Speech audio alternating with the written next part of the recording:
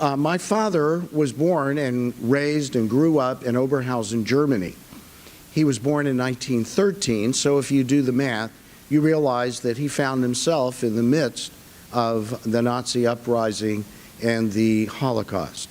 In 1932, he determined he was very concerned that Hitler was going to be in power and hoped that he would go away.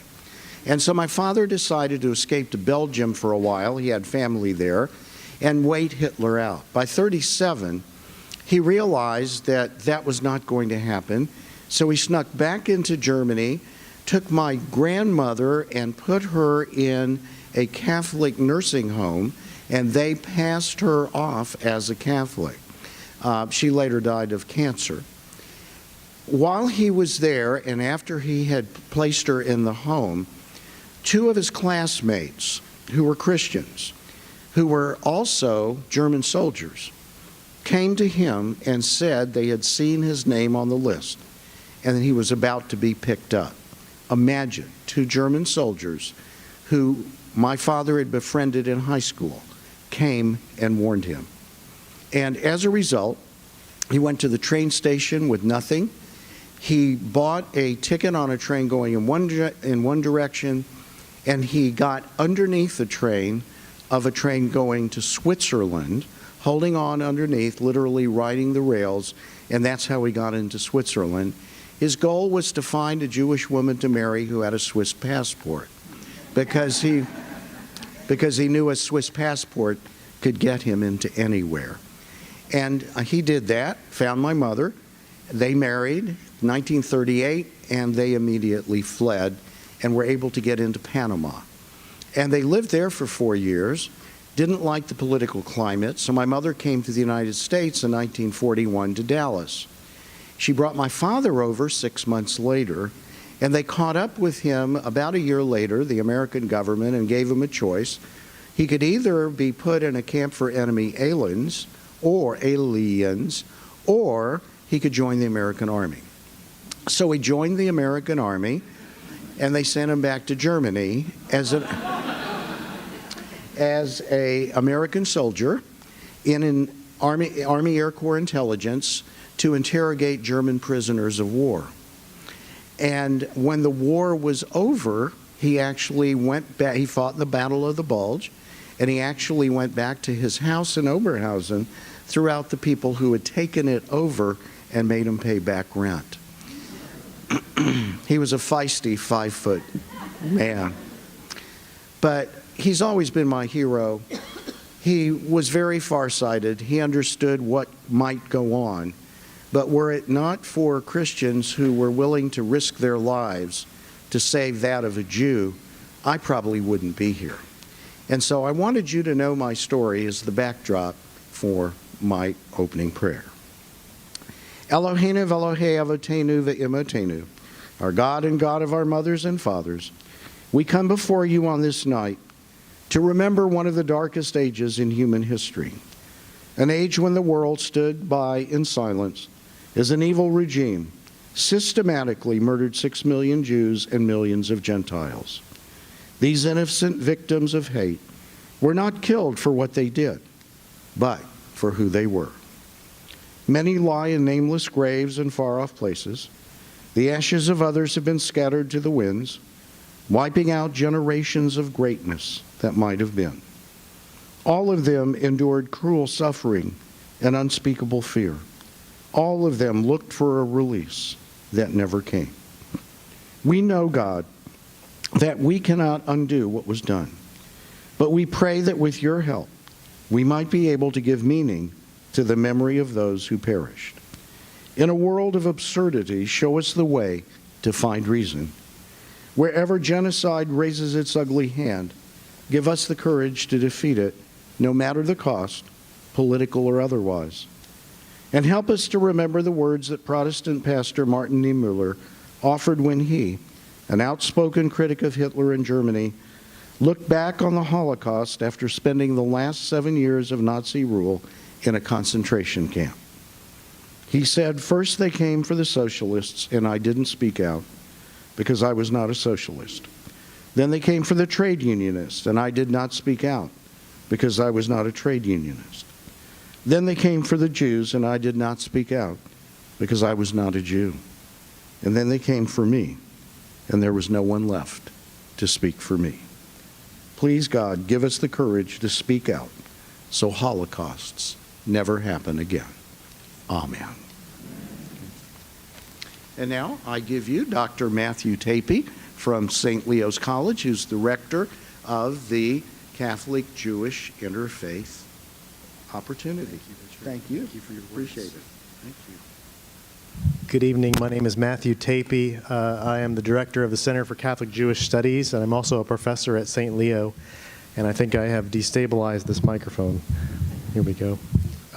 It's a real joy for me to be here tonight and for us to be together. Thank you for coming out. I know there's lots of places you could be at a 7 p.m. On a Thursday night at 7 p.m. But it means a great deal to us that you would be here. The Center for Catholic Jewish Studies has been in existence since 1998, so nearly 2 decades now, and its mission is to build mutual respect and understanding between Catholics and Jews and all people of goodwill. And so we hope that we will be doing that tonight by focusing and thinking back and meditating upon what for many people marks the beginning of the Holocaust, Kristallnacht, 79th anniversary, the night of broken glass, where over 400 synagogues attacked, burned, damaged, torched. And so we come together tonight to remember that, and we do so with great guides, wonderful, excellent guides, and I want to introduce them now at this time. First, and both of them, I should say, also are my friends, and I'm grateful to have them here with us. My first person to introduce to you is a fantastic scholar of the churches in Nazi Germany. Her name is Dr. Victoria Barnett. She is the director of the program on ethics, religion, and the Holocaust at the United States Holocaust Memorial Museum. She is a graduate of Indiana University, Union Theological Seminary, and George Mason University. She's the author of For the Soul of the People, Protestant Protest Against Hitler, and the book Bystanders, Conscience and Complicity During the Holocaust. She is also editor and translator of Wolfgang Gerlach's And the Witnesses Were Silent, The Confessing Church and the Jews. And she's also the author of the new revised edition of Eberhard Bethge's Dietrich Bonhoeffer, a biography. From 2004 to 2014, Dr. Barnett served as one of the general editors of the Dietrich Bonhoeffer works, the English translation series of Bonhoeffer's complete works published by Fortress Press. She has written numerous articles and book chapters on the churches during the Holocaust. Her newest books, just released weeks ago, are After 10 Years, Dietrich Bonhoeffer and Our Times, and also the collected sermons of Dietrich Bonhoeffer, Volume 2. Our other distinguished guest tonight is Rabbi James Rudin. Rabbi Rudin holds honorary doctorates from St. Leo University, St. Martin's University. He is the Distinguished Visiting Professor of Religion and Judaica at St. Leo University, and he teaches at the Florida Gulf Coast University Renaissance Academy. In 1968, he began his career as a member of the American Jewish Committee's senior professional staff, where he served as the director of the Interreligious Affairs Department. He is currently the AJC's Senior Interreligious Advisor and a member of the organization's Board of Governors. A former chairman of the International Jewish Committee for Interreligious Consultations, Rabbi Rudin participated in 11 meetings with Pope John Paul II and Pope Benedict XVI. He was a guest of honor at the 1994 Vatican concert that commemorated the Holocaust. In April 2008, he was chosen by the United States Conference of Catholic Bishops to respond to Pope Benedict XVI's address to Jewish leaders in Washington, D.C. Rabbi Rudin is the author or editor of 17 books, and since 1991 has written commentaries for Religion News Service. His latest book is called Pillar of Fire, a biography of Rabbi Stephen Wise, published in 2015. Would you please join me in welcoming our distinguished guests?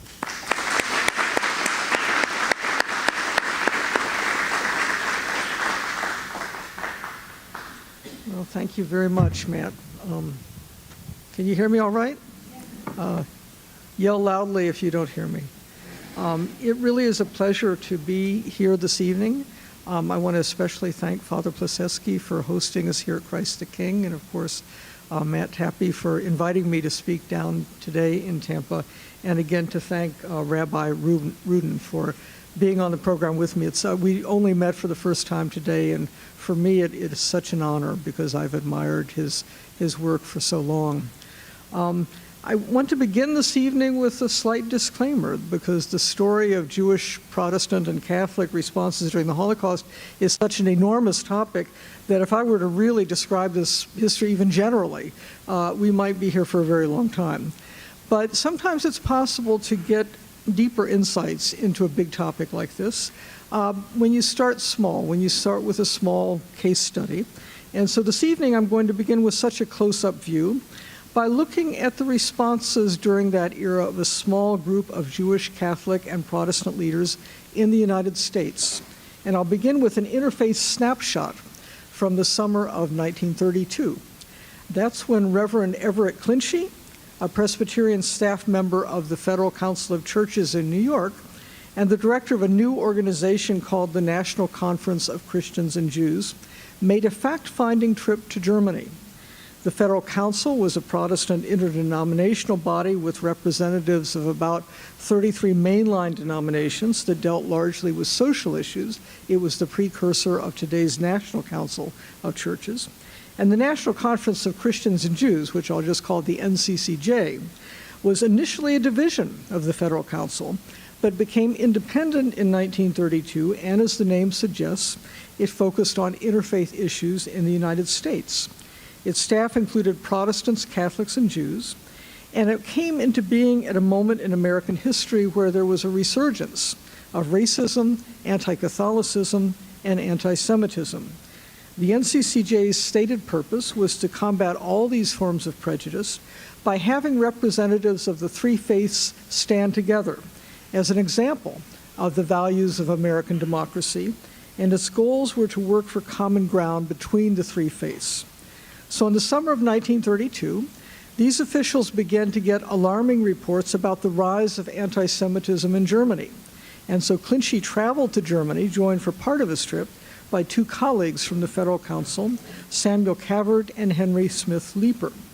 Clinchy spent several weeks in Berlin, speaking with German Quakers, Catholics, Protestants, and Jews.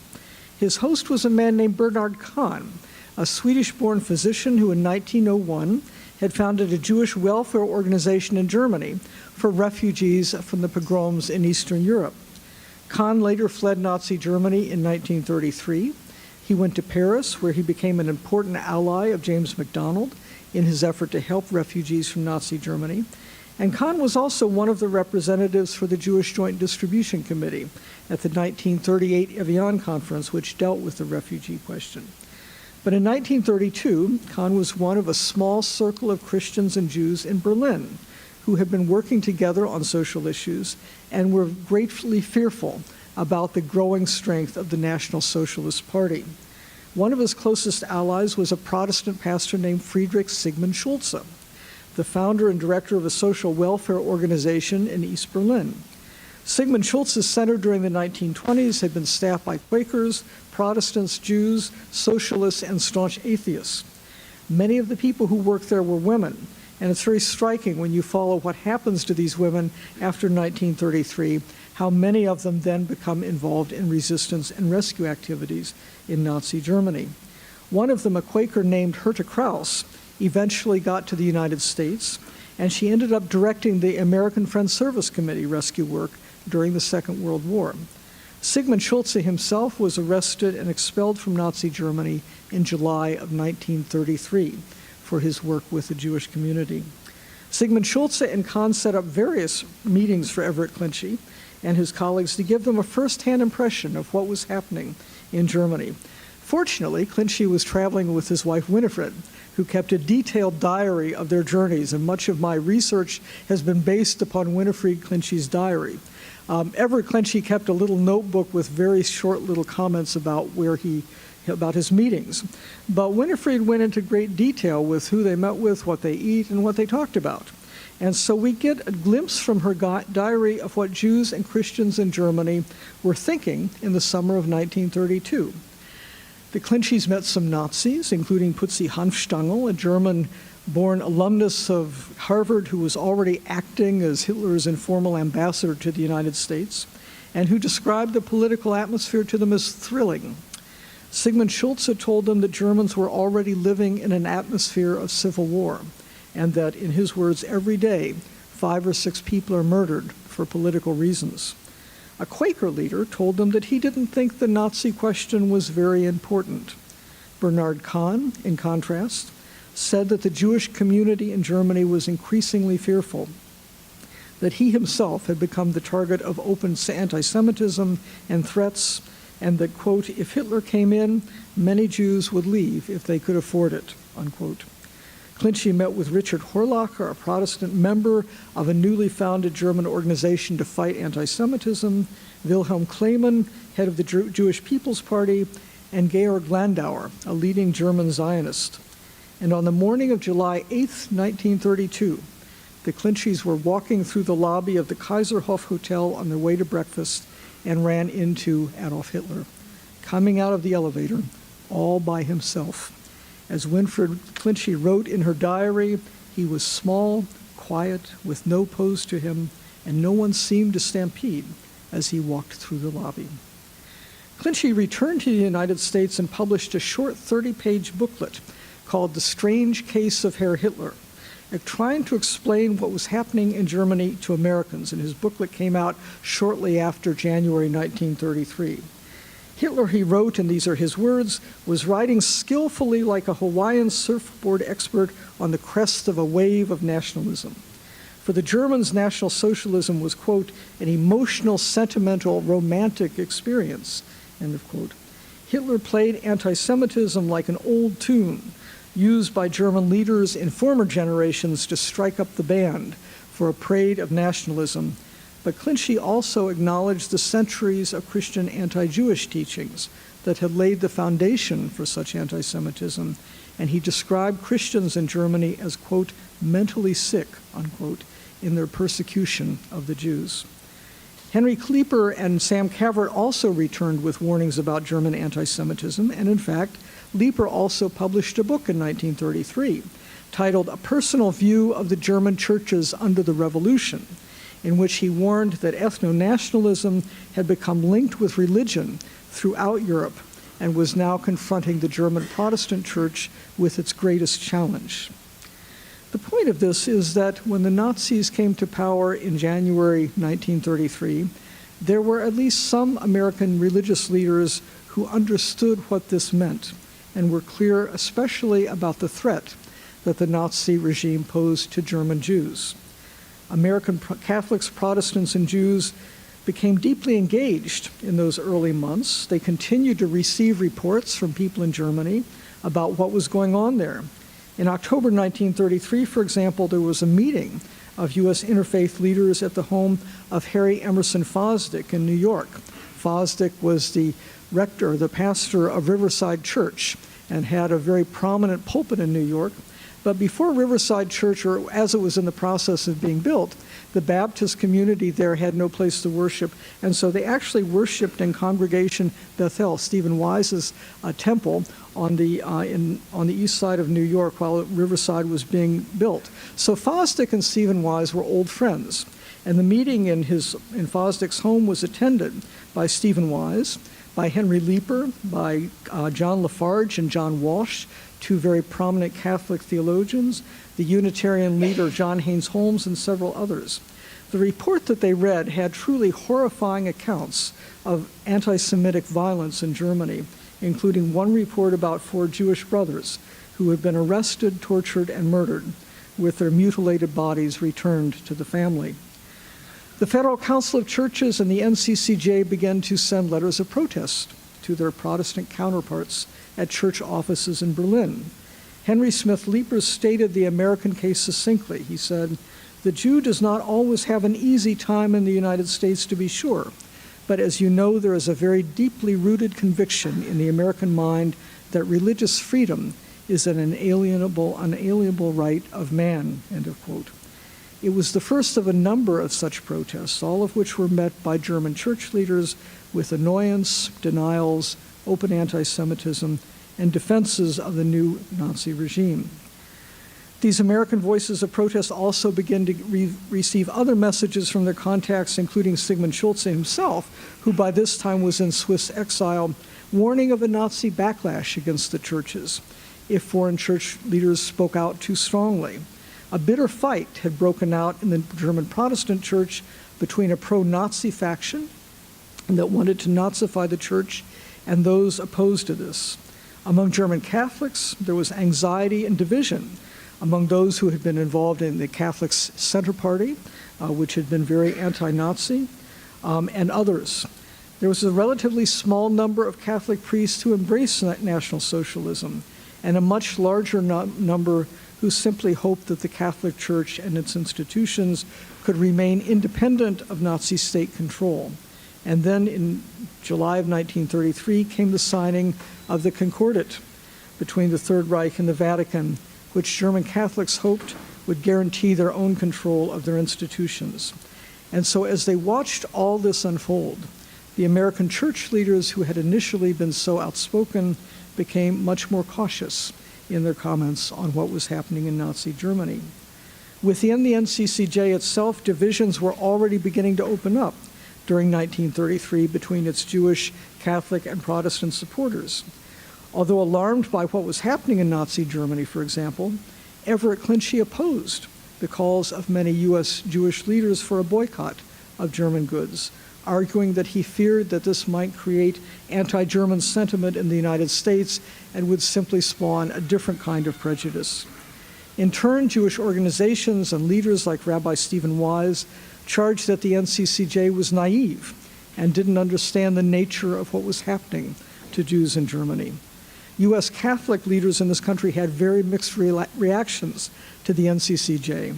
Some of them feared that Catholic involvement in such interfaith work could amount to unfaithfulness to Catholic doctrine.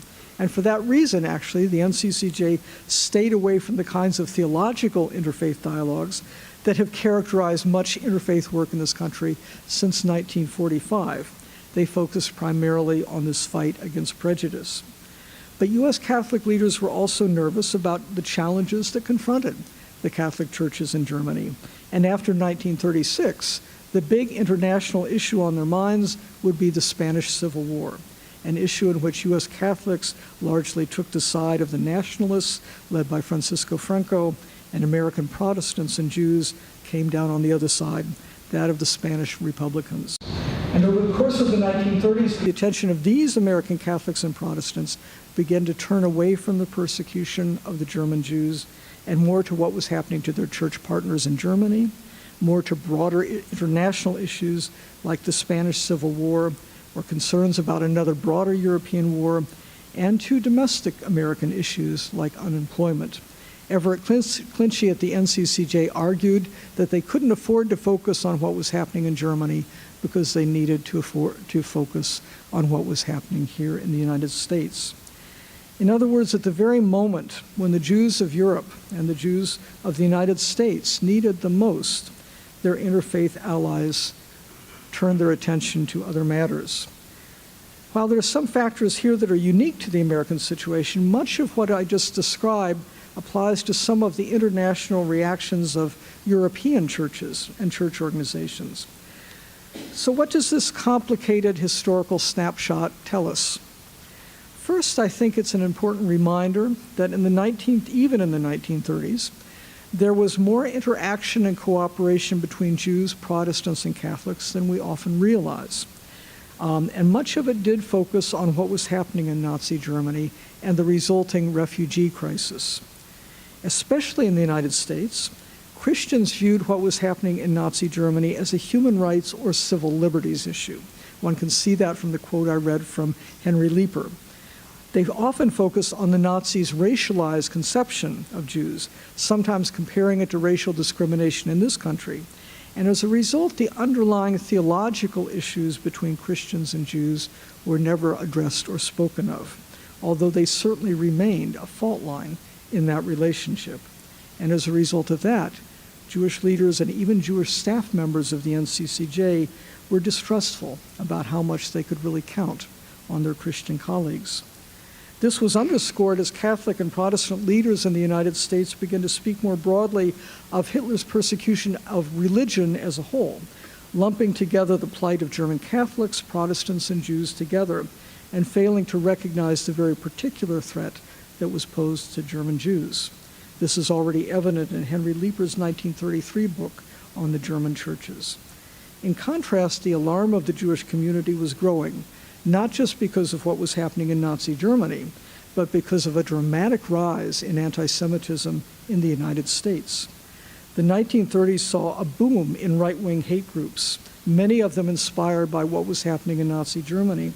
According to one 1941 report, for example, the number of such groups that were being tracked rose from 5 in 1932 to 119 in 1939.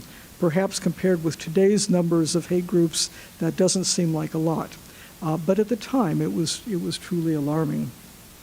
And as a result of all this, by the mid-1930s, there was indeed what could be described as silence by international church leaders, including some of the Americans I mentioned, about what was happening in Nazi Germany.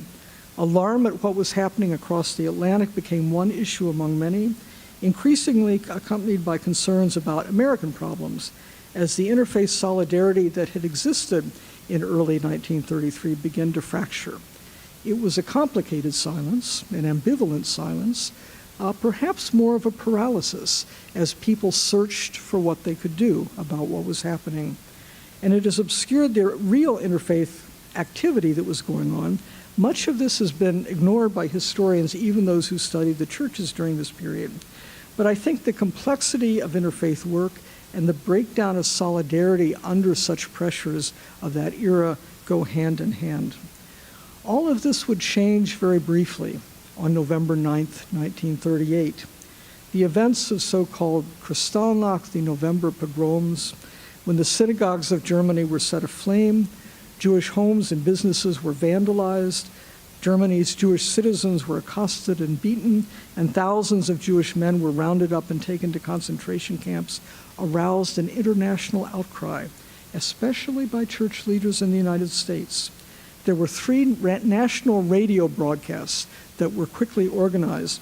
One of them broadcast from Catholic University in Washington, D.C., which featured statements of condemnation by Catholic leaders like Father Joseph Corrigan, who was the president of Catholic University, Bishop Mark Gannon of Erie, Pennsylvania, Bishop Peter Ireton, and Al Smith, the former governor, the Catholic governor of New York State. Many of the statements that were in this broadcast clearly recognized and focused on the immediate threat to Germany's Jews and began to call for changes in American immigration law to allow more Jews to enter this country. Many of the statements framed the violence in Germany and the growing divisions in the United States as a general threat to democratic ideals and appealed to those ideals in uniting the different faiths.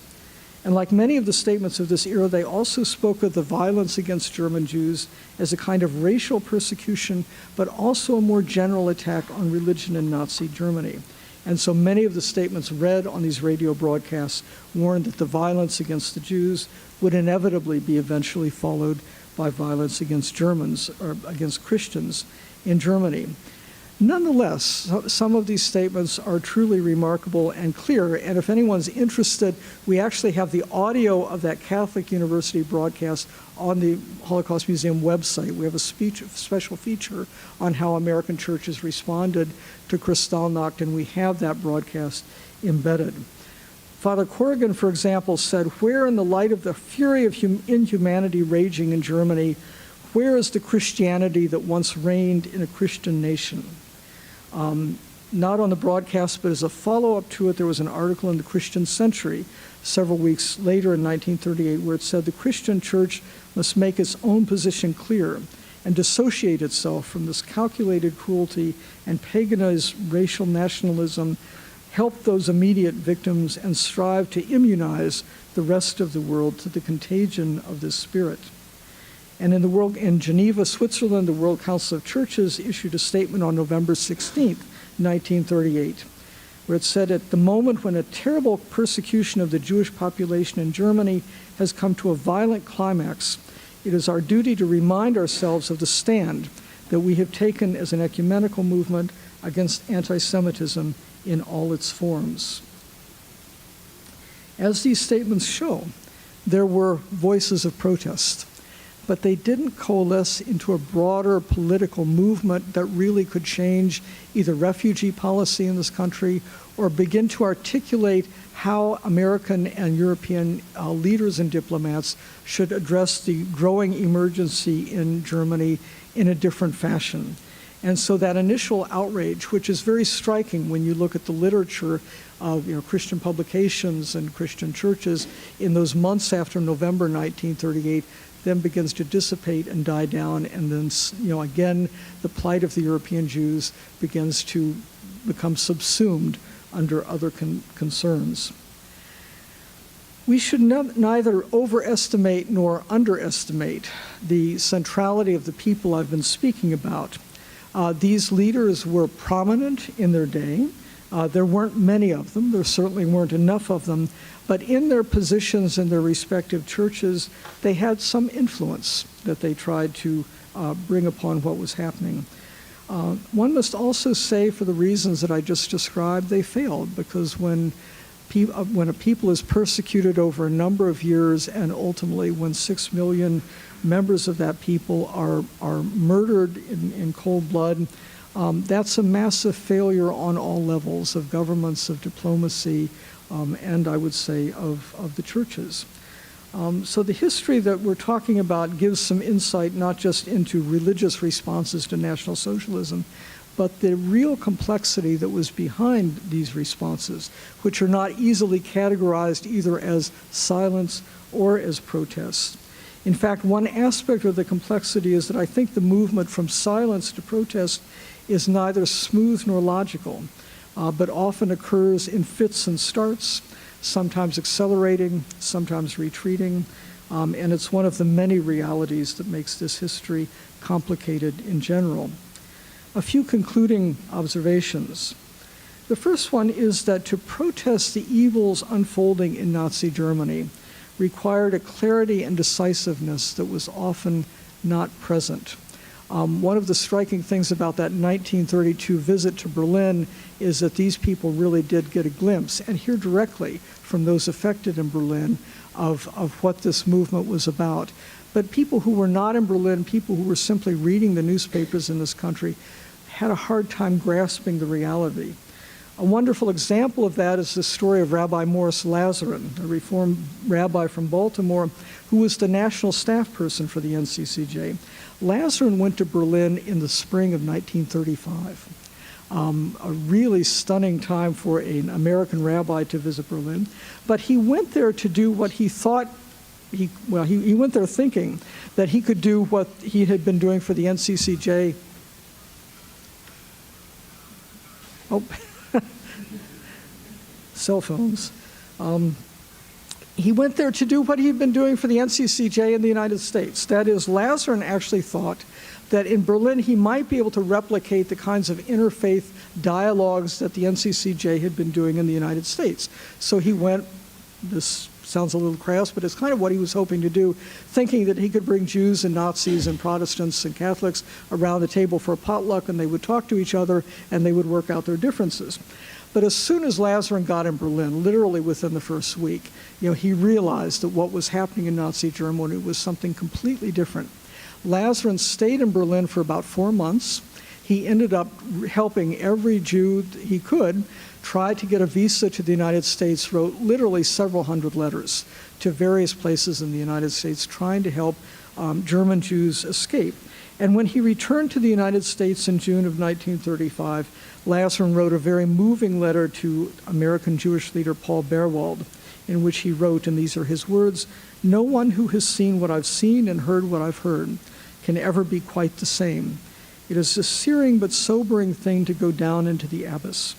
Our people don't really know, deeply comprehend what this is all about, what is at stake. A malignant force has been let loose in the world against us, end of quote.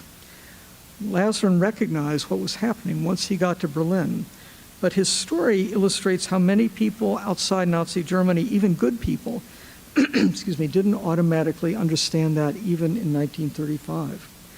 My second point, protesting the violence and persecution against the Jews in Germany also meant understanding the very specific nature of that persecution, not seeing it simply as a collapse of democracy, not seeing it as one symptom among many, as an offshoot of dangerous nationalism, or a sign of the general Nazi antipathy toward all religions.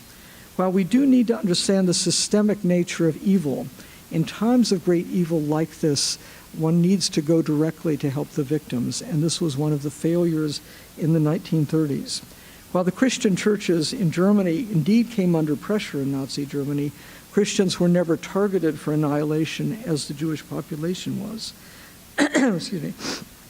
And this recognition, which was very rare among Christian leaders during that period, was key for understanding what happened after 1939. When the German army marched across Europe, Jews everywhere were in danger, showing that this wasn't simply a Nazi thing. And we know now how many more of them were betrayed and even murdered by their neighbors in occupied countries, all of which were largely Christian countries. My third concluding point is a broader reflection. Excuse me. I've studied this history for several decades now, and in the past 10 years or so, I've really focused on this interfaith history. And my questions on this topic have only deepened. One of my biggest questions is why the surge of outrage and anger and protest that we see in 1933 and that we see again in 1938 didn't coalesce into a broader political movement that might have really affected policy and popular attitudes in this country. Because 1938 was a moment when the United States could have taken in more refugees, and when diplomats and governments around the world might have found a different way of addressing the actions of the Nazi regime. But one of the things that the history does illustrate is that preventing the evils of the 1930s and the 1940s is not just a matter of moving from silence to protest, but to something beyond that I think we still haven't quite figured out yet. So it's incorrect to think that people didn't know, or that simply informing people can move them to effective action. Because as my remarks this evening show, many religious leaders did know, were concerned, and attempted in their own way to respond, often in an interfaith fashion. Why this failed is a troubling puzzle, but a very important one that I continue to wrestle with. And I think that these questions go to the heart of the complexity of this history. And perhaps at this particular moment, 79 years after that terrible night in Germany, these remain very fruitful questions for all of us to reflect on within our own faith communities, but especially in conversation with one another. Thank you very much for your attention. Well, I want to thank everyone who's made this night possible. I'm a refugee from Fort Myers, and I'm glad that as many of you came out tonight on a Thursday night in Tampa to Father Len, to my colleague, Rabbi Bernholtz. You had a father. Let me tell you one story about my father during World War II. Both my parents were born in Pennsylvania, and I always tell the story that had I been born in Transylvania, instead of Pennsylvania, I too would not be here tonight. I would be one of the 1.5 million Jewish children who were born in the 1930s. So Pennsylvania is very good to me, but I grew up in Virginia. My father was a United States lieutenant colonel in the Dental Corps. And in 1945, because he knew German, though he was born in Pittsburgh, he was assigned, and get ready for this, about American intelligence service in 1945. Professor Barnett, who is a world-class scholar in this, lives in my state where I grew up in Virginia. Not far from Alexandria is an old Confederate fort which in 1945 was converted to a German POW camp. for generals who were captured, German generals, and brought over 48 hours from Europe.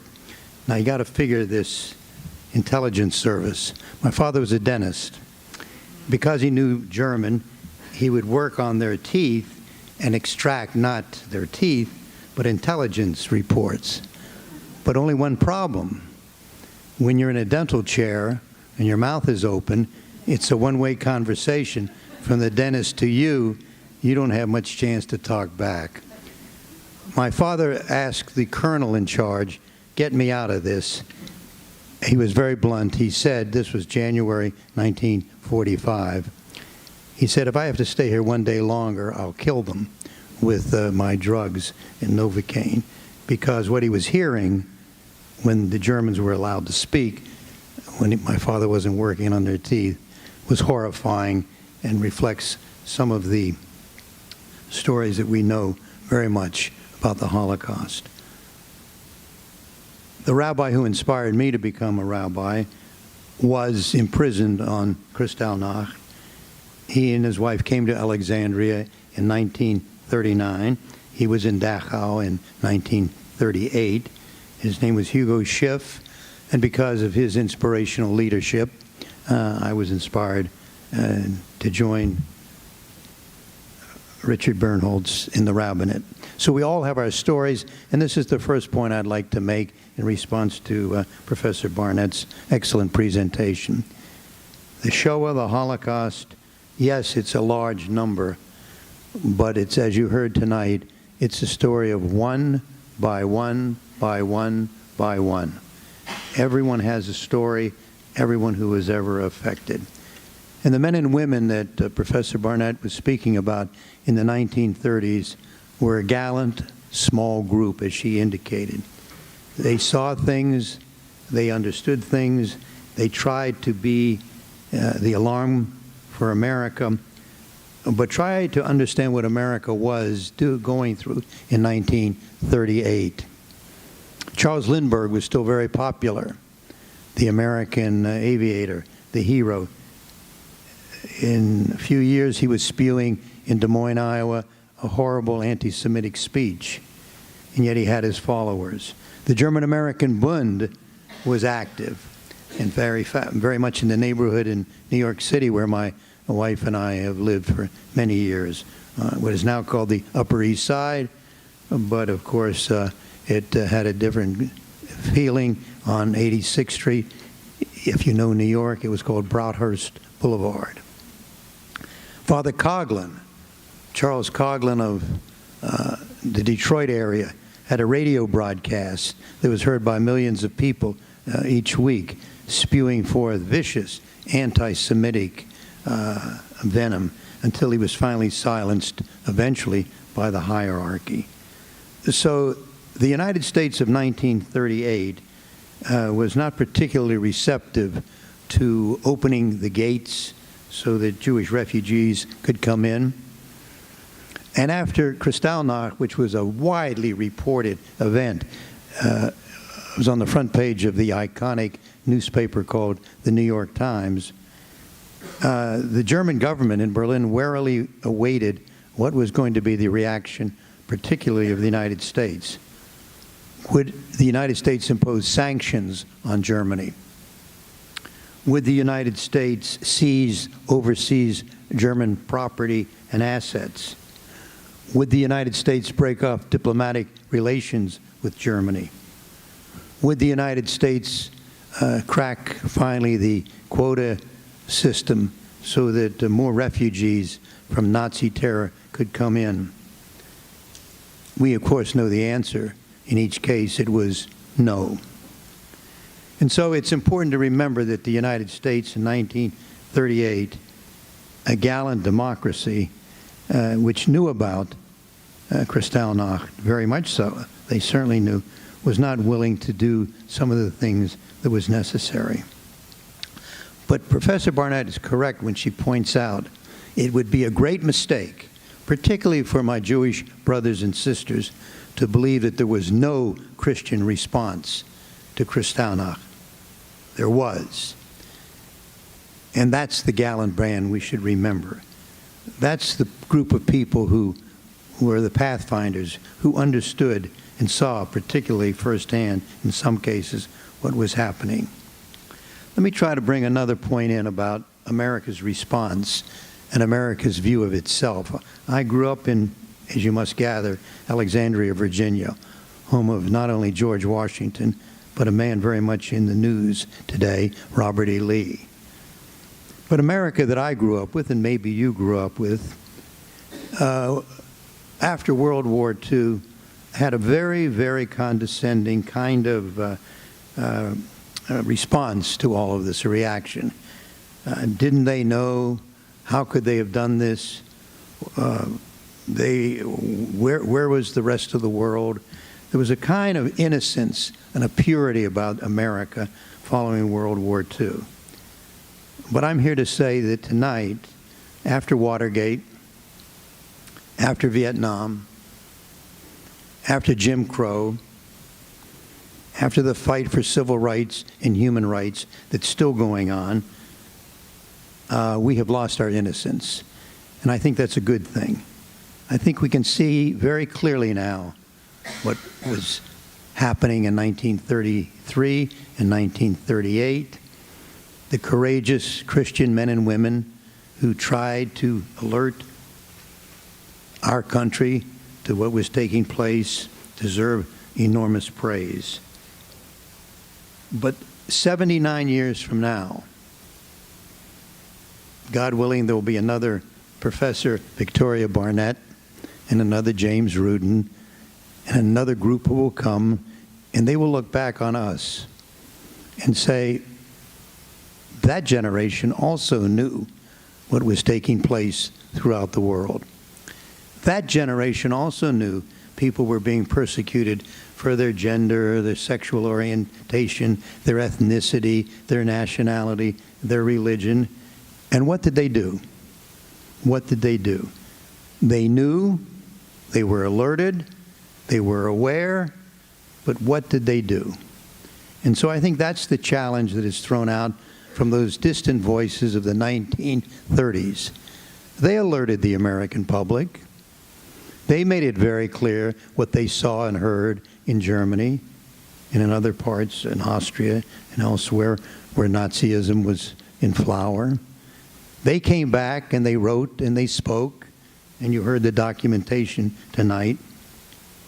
But what did America do? We know the answer.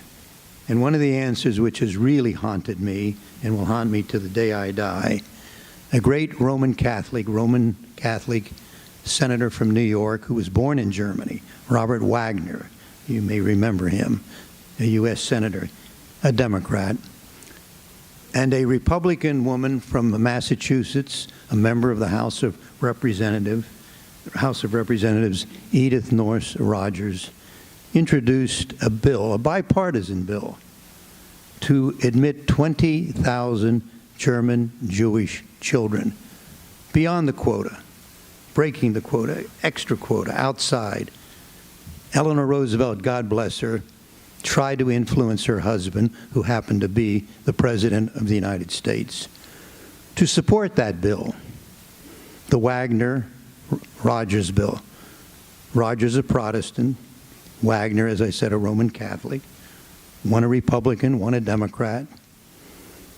The bill was opposed by isolationists, the America Firsters, and many, many other groups that said, we don't want these 20,000 Jewish children to come here. And the haunting quote that I dug out of my research for the biography of Stephen Wise, it happened to be that FDR's cousin, her husband, was the head of the Immigration Bureau at the time.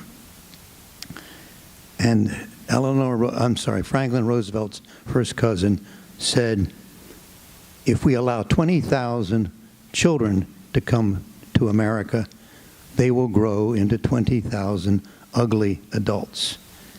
The bill never passed. It was never enacted. And 20,000 is such a small number. But I conclude by where I began.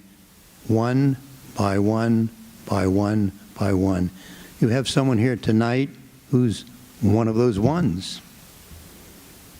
Had he not had parents who were wise enough, smart enough, clever enough, strong enough, courageous enough to come to America, he would not be here tonight. So let's look back on the 1930s with some compassion and understanding. And let's honor the heroes and heroines who did speak out, who did offer resistance, who did offer guidance, who did give a warning. Whether those warnings were fully understood, we now know that they were not. But they deserve our honor. And I hope when you speak of America and you speak of America's reaction to the Shoah, you'll understand that there were voices, Christians and Jews, who spoke out, who saw, who heard, who tried so desperately for people to react. And they did not. And so this is the night, November the 9th, 1938, into the morning of November the 10th, when Kristallnacht took place in Germany, in Austria, and in parts of the Sudetenland, which is now part of the Czech Republic. We honor those memories of those men and women who suffered so greatly, again, as it was said, not for what they believed, not their ideology, but simply who they were. And I'm grateful to you for coming out tonight, supporting us in the work. And I hope you go home and look in the mirror, as we all do. Not just to see the hair that's missing on my head and the makeup that you need to put on, but look in the mirror and say, what would I have done in 1938? And what am I doing now in 2017? Thank you very much.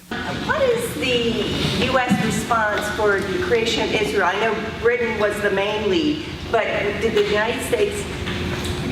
Okay. Yeah. You asked about the U.S. response to the creation of the State of Israel?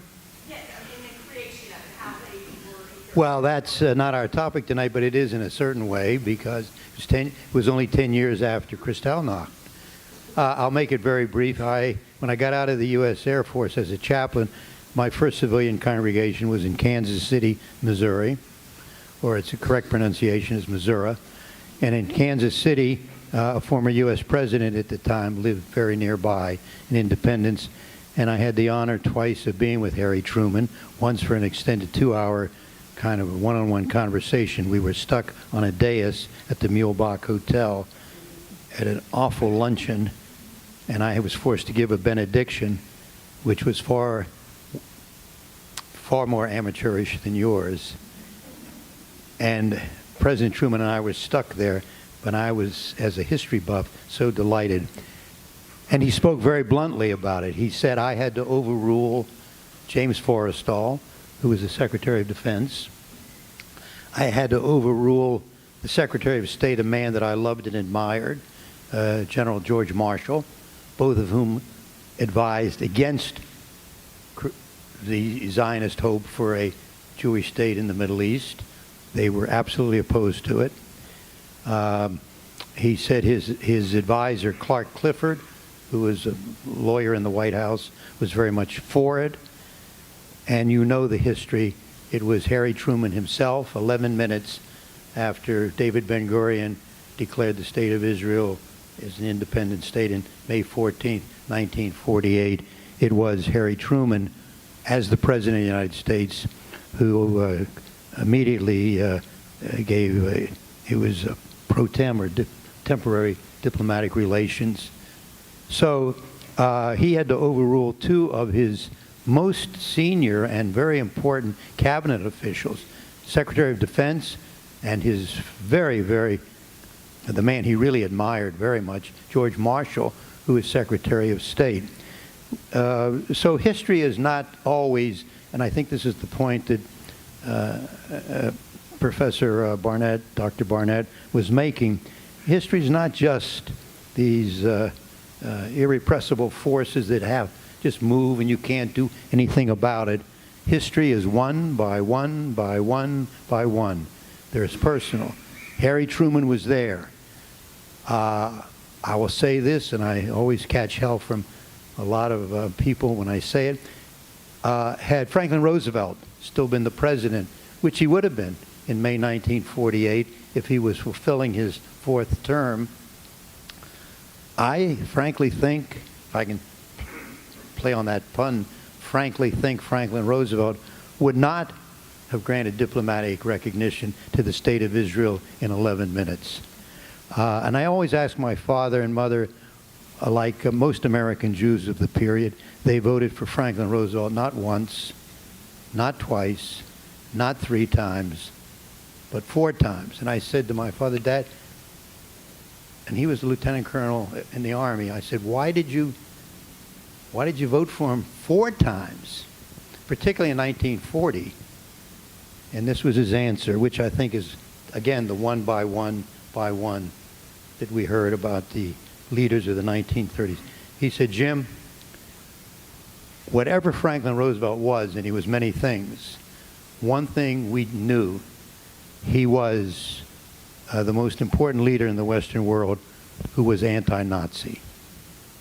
That he was anti-Nazi. He was many, many other things. But he said that's what we knew. And so that's the story. So I hope that helps you a little bit about the State of Israel.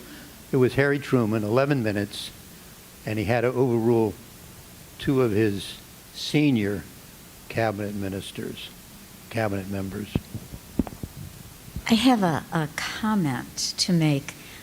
Professor, you talk about one by one by one by one. And that is very powerful. My husband and I had a chance to visit Germany a few years ago. And we were taken by these small, probably 4x4 squares, bronze squares, that every once in a while you would see in the middle of the street, in front of a house, and we were wondering what they were. And the explanation was that there is an artist who is going around and doing research and trying to find Jewish folks who were taken from their homes and murdered. And he, as an artist, he wanted to commemorate these folks. Instead of a big monument, he wanted to commemorate each and every one of them. And so hence the 4x4 bronze square that is in the pavement in front of the home where these people were taken from.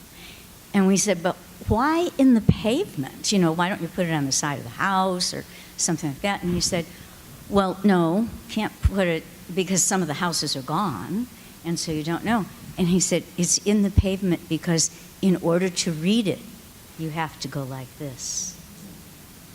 And you have to bow to them in honor. So the one by one reminded me of that. I just wanted to add to that. Those are called Stolpersteine. And the reason that they have it, it means stumbling stone. So that as you're walking down the street, it's raised just enough that you can't help but stumble on it, and then you can see it. And I've written a service for dedication because a number of my congregants whose families came from Germany and had been pushed out purchased and had Stolpersteine made. So for them, I created a service for dedicating. But what exactly is there that we can do other than to vote for people who will concern themselves more with the wretched refuge of foreign shores, as it says on the Statue of Liberty? Well, I mean, I don't think for this sophisticated group I needed to spell out that Christians are being persecuted in some parts of the world. There are more refugees tonight than ever in the history of the world, numerically, more. I don't have to tell you what is going on in the former Burma, where Muslims are being persecuted. I don't have to mention in Africa, where tribes, particularly once just recently in Rwanda and in other parts, there's attacks. on one tribe against another. I mean, the list goes on and on and on and on. So resistance, which is a question, how do you best resist? I think the answer we heard tonight was you resist with what and who you are and where you are in your life and where you are in your community, and by speaking out and crying out. It's not just voting, that's just part of the United States. I'm talking about a global problems. And certainly people of faith, that's who we are. That's what we claim we are. And sometimes I'm very proud of people of faith, and sometimes I'm very disappointed. But we always say, oh, didn't they know in 1938 or 1933? I think the facts are, we tried to make it tonight, and Dr. Barnett made it very clear. Americans did know. They knew a lot. Kristallnacht, as I said, was the big news. It was very big news. Front page, certainly, of the Times and of many, many other newspapers. So we can't say they didn't know. They knew very well. It's what you do with the knowledge. What do you do? What do you do with the intelligence that you gather? If this is, and you resist in the different ways that you can. So there's plenty to do, throughout the world. And as I said, Muslims are being persecuted in former Burma. Muslims persecute other people.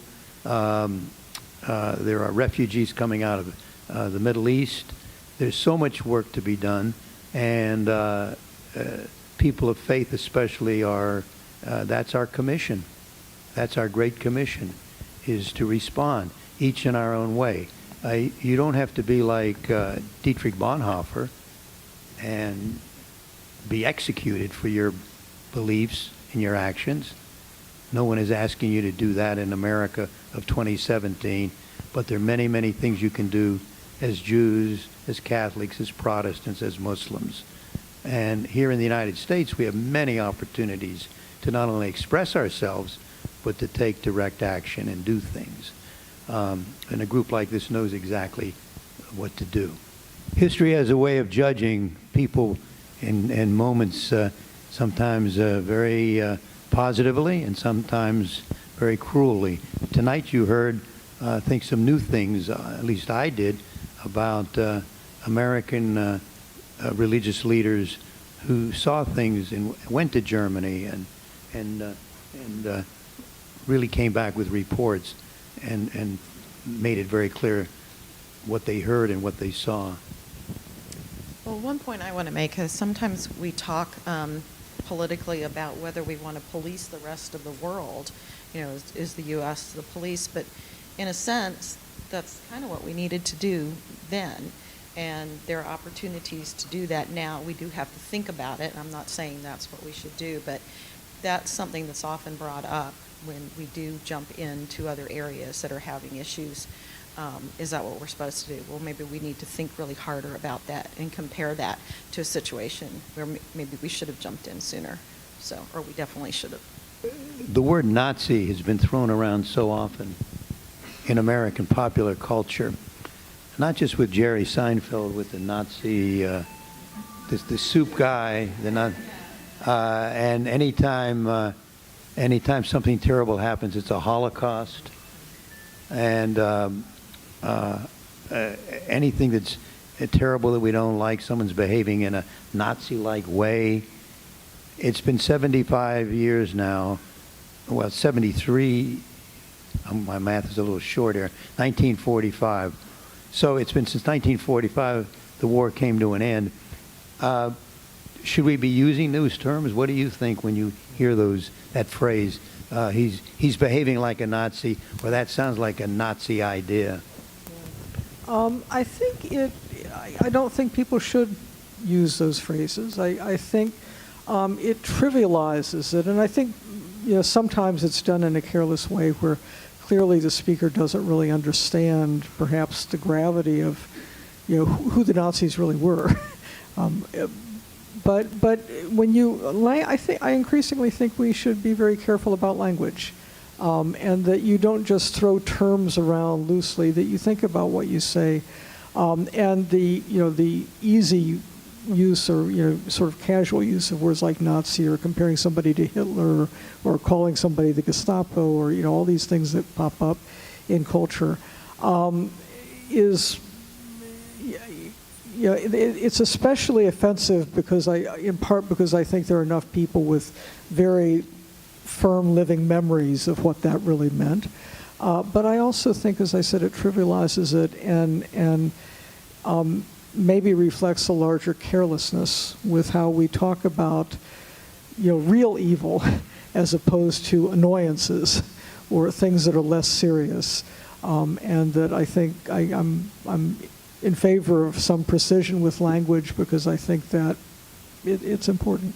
The Vatican, they were one of the first Christian groups, I think even more than some Jewish groups, to use the Hebrew word Shoah instead of Holocaust.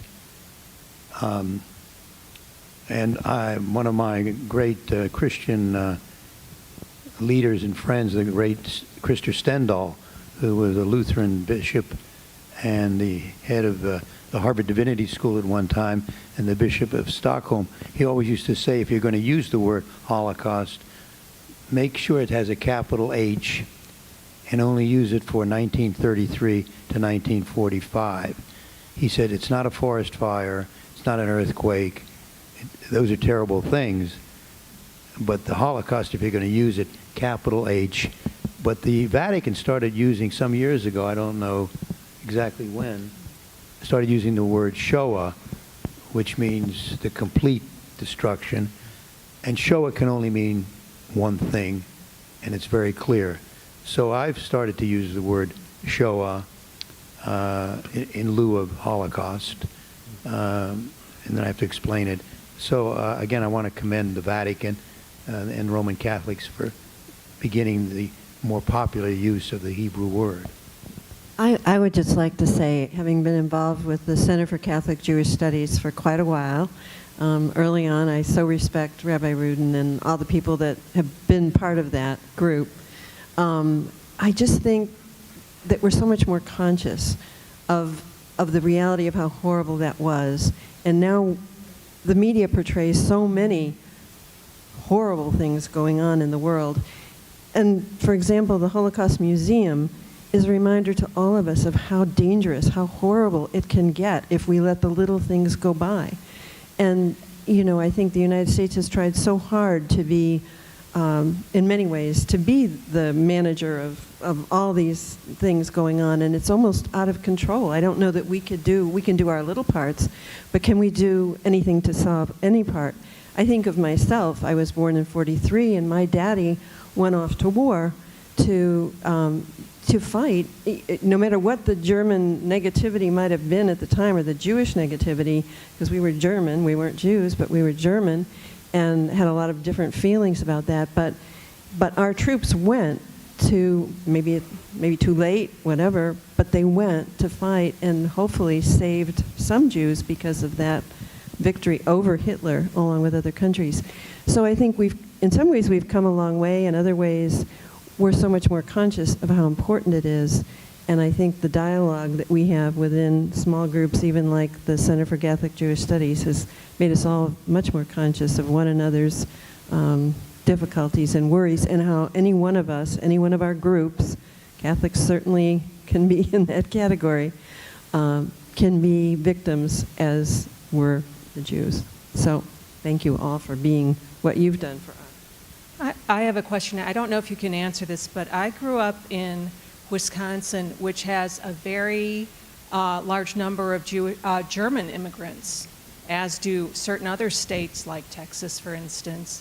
And I wonder if that had any effect on the American response during the time of, the build-up to the Nazi occupations and so forth.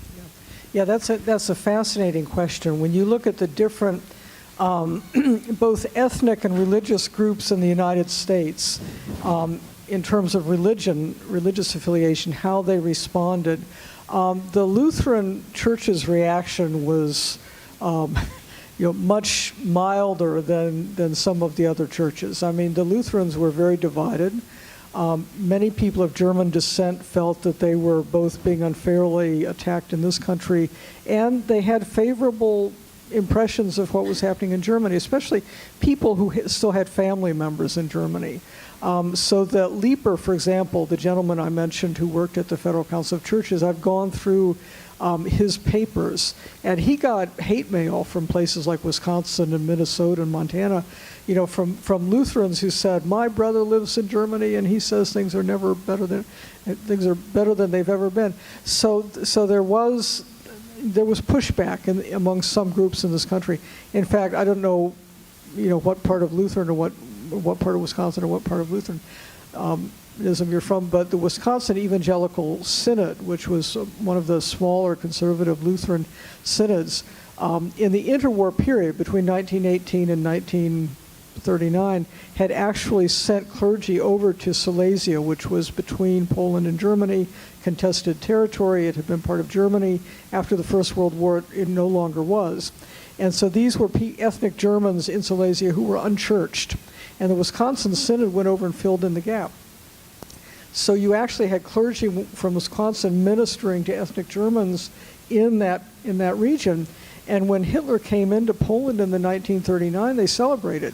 And they sent letters back to Wisconsin saying a wonderful thing has happened. And the reason I know this is that I received a call one time at the museum in Washington from a woman in Wisconsin who had been going through her grandfather's papers and came across what she thought was Nazi propaganda. And she said, "Did German churches send propaganda to Wisconsin Lutherans?" And I said, "I don't know, but let's look into it." And I discovered the story of it was not just Nazi propaganda, but it was messages being sent from these Wisconsin Lutherans to their colleagues they were in Europe, sending them back to Wisconsin. So you look at any American denomination during that period, and every denomination kind of has a different story. There's a new book that has just been published on the American Baptist Church and their responses to the Holocaust, and that too is a really fascinating book. So there's a lot more research that can be done denominationally. When you attack a problem, make sure that each atrocity that's going on right now, each act of terror, gets its own credence. It is a mistake to lump them all together and say, there's a Holocaust going on in former Burma. That does a disservice to the victims who themselves deserve to be singled out if they are being persecuted. Don't lump them all together in one big bunch. And that's why if it's one tribe against another, make sure you react. That's what I mean by, if everything's a Holocaust, then nothing's a Holocaust. An answer to your Wisconsin question, the kind of reverse side of the coin is I don't think there's anybody here who lived through World War I, except maybe me. But anyway, if you know your history during World War I in this country, the teaching of German was outlawed in schools in Wisconsin because the German immigrants wanted to become Americans.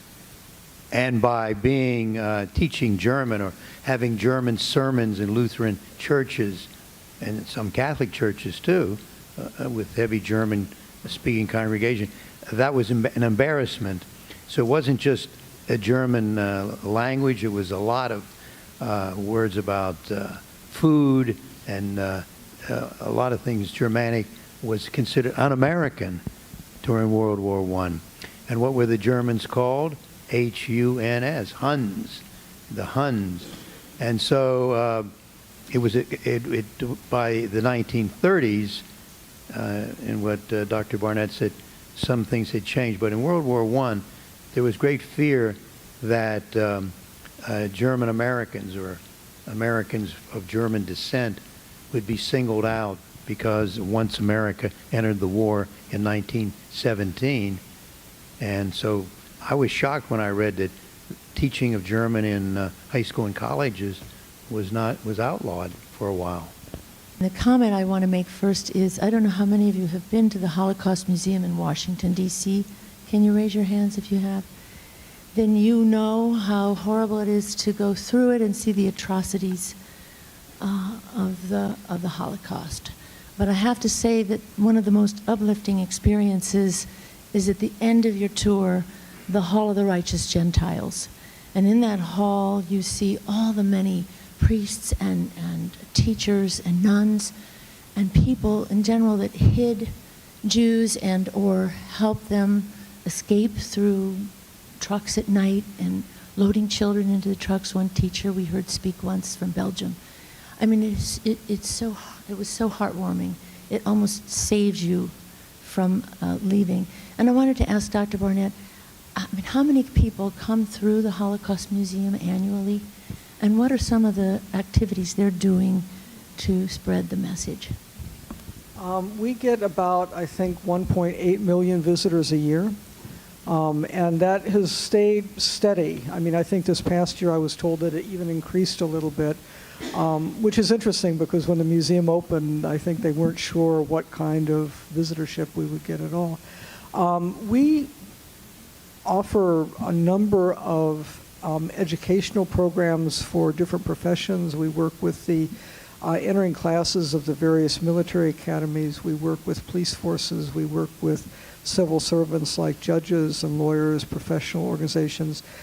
We had a special exhibit a few years back on the involvement of doctors, German doctors, in the medical profession in Nazi crimes. And for that exhibition, we created a partnership with the American Medical Association and traveled around the country having programs at medical schools.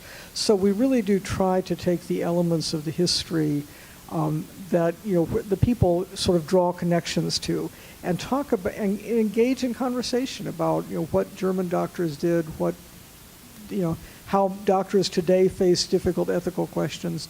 My own work is with clergy and people who teach the field of religious studies, so we get into questions of faith, ethical questions, and it's it's just sort of ongoing work. I don't know that any day is really typical, and one of the interesting things is that sometimes things come up that you don't expect, and you do something with that. So it really is 1.8 million, yeah. So it's interesting. I've never been bored there, and I've always I don't want to. When I say I enjoy working there, that sounds sort of odd, but I work with a wonderful group of people. The people who work there are just tremendous human beings, and it does. Getting back to the question, the what can I do? There is something energizing in working with a place like that, and finding people who come with that question, and they look at our exhibit and they think, I have to do something. I have to do something wherever I am, in whatever way. And to see that as the outcome of one's work is really a gift. So, thanks. As we close, I would like to just perhaps make 3 recommendations or 3 suggestions for possibly how we could respond. I know it can be overwhelming to think about responding to some of these thoughts. Perhaps we could take a trip to the Florida Holocaust Museum. We could spend time there in reflection. I also want us to perhaps invite you to sign up on our sign-up sheets. The Center for Catholic Jewish Studies will have more programs like this. Let's perhaps make this just the first of many conversations about this and what we can do. And finally, I want to invite you also to make sure that you connect with me. Before you leave, don't hesitate to stop by and let me know your name and your background. I'm happy to meet you and make a personal connection with the Center for Catholic Jewish Studies. We are so grateful for you being here tonight, and perhaps we can also close now by giving our special guests a very warm show of our appreciation.